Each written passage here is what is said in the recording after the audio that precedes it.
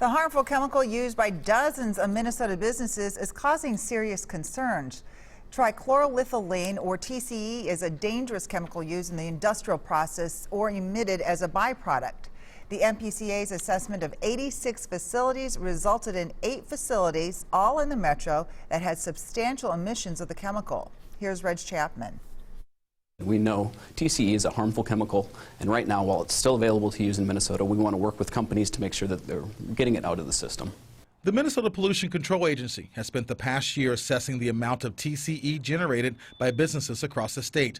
Its latest findings point to 8 facilities that had substantial emissions of the chemical. Its testing proved each facility exceeded health benchmarks by a range of 2 to 95 times. And so we worked with those communities to reduce their TCE use, or in many cases to get them to move to a new, less toxic chemical. Many of the 86 facilities tested were not in violation of their permit. As health guidelines change, the MPCA is taking a fresh look at its air permits to determine the right emission limits for facilities. One of the things I saw in the report is that companies are starting to make change already. And if something good can come out of the water gremlin instance in White Bear, then that's good.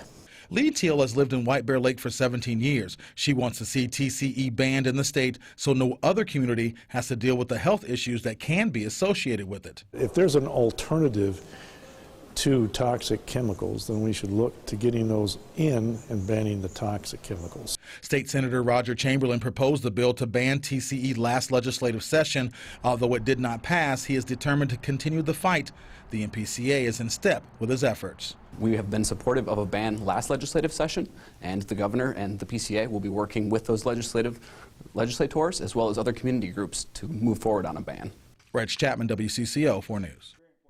Governor Walz says he remains interested in a TCE ban in Minnesota. He has met with concerned citizens and will review legislative proposals to determine the best way to keep Minnesotans safe.